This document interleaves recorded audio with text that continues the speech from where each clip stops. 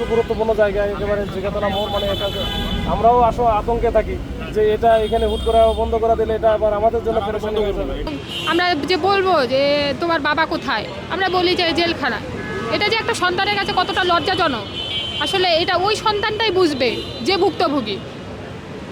তো আমরা এখন বর্তমান চাই যে আমাদের বিপ্লবী সরকার আমাদের এটার সাথে ইনসাফ প্রতিষ্ঠা করবেন এবং আমাদের দিকটা দেখবেন, এবং প্রকৃতপক্ষে যে দোষী তাকে আমরা সকলেই চাই যে তাদের দৃষ্টান্তমূলক শাস্তি হোক। এই জিনিসগুলো দেখে তারা যদি সহানুভূতিশীল হয় তত ভালো, আর না হলে তো আসলে কিছু করার নাই। ঠিক আছে স্যার, আমাদের ভাগ্যকে ওইটা মেনে নিয়ে আমরা যত সময় পর্যন্ত এখানে শান্তিপূর্ণভাবে আমরা কোনো ব্লকেটে যাব না, কোনো ধরনের দুর্ঘটনা যাতে না ঘটে আমরা কোনো ওটাই বললাম। আমরা আরেকটা আপনাদের প্রোগ্রাম চলতেছে ইয়েতে, আমরা যত সময় আপনারা কিন্তু এই জায়গাটা একটু সেন্সিটিভ, এই জায়গাটা একটু সেন্সিটিভ। মানে একটা হচ্ছে রাস্তা আছে, তার মধ্যে এখানে হাসপাতাল, এখানে আবার এখানে বিজেপি হেডকোয়ার্টার, এই সব কিছু মিলে আমরা সবচেয়ে ভালো হয় যদি ওই দিকে যদি চলে যেতেন তাহলে সকালের থেকে বন্ধু স্যার আপনি উপস্থিত আছেন, এ পর্যন্ত দেখছেন আমরা সার্বিকভাবে। আমি বলতেছেন, আমি তো এটা ধন্যবাদই জানাচ্ছি ওনাকে, একটু বারবার আমি কথা বলতেছি। পিলখানায় যে হত্যাকাণ্ড সংঘটিত, এর সাথে আমি কোনো প্রকার জড়িত না। এখানে এমআই সিআইডির মাধ্যমে নির্দোষ প্রমাণিত হওয়ার পরে আমি নিজ ইউনিটে যাই সশস্ত্র অবস্থায় 9 মাস চাকরি করি। পরবর্তীতে আমাকে পিলখানায় ডেকে আনে, আমাকে জেলখানায় পাঠিয়ে দেয়। জেলখানায় 15 মাস থাকার পরে আমাকে 4 মাসের জেল দেয়। তারপরে আমি বেরোই। আমাকে কোনো প্রকার অভিযুক্ত না পাওয়ার পরেও আমি কোনো হত্যাকাণ্ডের সাথে জড়িত না, কিছুর সাথে জড়িত না। আমাকে নিরপরাধ আমি প্রমাণ হওয়ার পরেও আমাকে 4 মাস জেল দিয়ে বাড়িয়ে বেটায় দেয়। আমাদের ব্যাচের যে সকল ছেলেপেলে আমরা ছিলাম তারা এই জায়গাটুকু ছাড়া আমরা কিছু জানতাম না, চিন্তামও না। কিন্তু আমরা যেভাবে ওইখান থেকে হঠাৎ করে বিক্ষিপ্ত অবস্থায় আমরা চলে যাই, ওই দিন ঘটনায় আমরা ট্রেনিং গ্রাউন্ডে চলে যাই, কেউ প্রত্যন্ত গ্রাম অঞ্চলে বাড়ির দিকে মানে গ্রামগুলোর দিকে ছড়িয়ে পড়ে।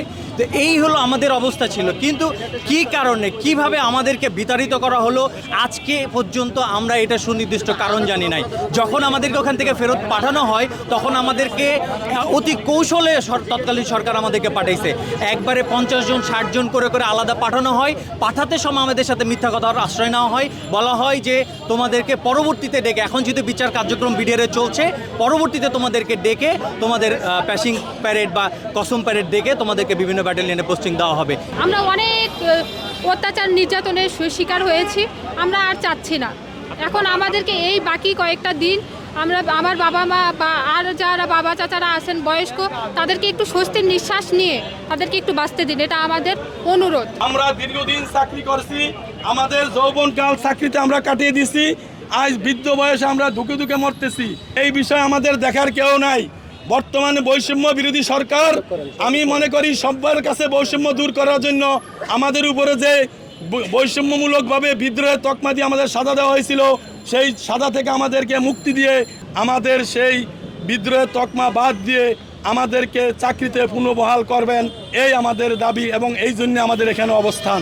দাবি তো একটাই, দাবি একটা হয়েছে চাকরিতে পুনর্বহাল করা। নির্দোষ যদি হয়ে থাকি চাকরিতে পুনর্বহাল করব, আর যদি অপরাধ যারা তাদের শাস্তি আমরা কামনা করি। পিলখানাতে আমরা তখন কোয়ার্টারেই থাকতাম, তো তখন নিয়মিতই ওইদিকে গোলাগুলি ফায়ার হতো। ওটা আমাদের কাছে তেমন কিছু মনে হতো না, কিন্তু ধীরে ধীরে গোলাগুলির শব্দ একটু বাড়তে থাকে, তখন একটু ভয় লাগে। তারপরে দেখলাম জানালা দিয়ে যে ছোটাছুটি করছে, তখন আমার আম্মু আমার বোন এবং আমাকে নিয়ে খাটের তলে লুকিয়েছিল প্রায় সন্ধ্যা পর্যন্ত। এবং তারপরে আমার বাবা এসে আমাদেরকে বলে যে তোমরা এখানে আর থেকো না, চলে যাও। তারপরে আমার বাবা আমাদেরকে বের করে দেয়।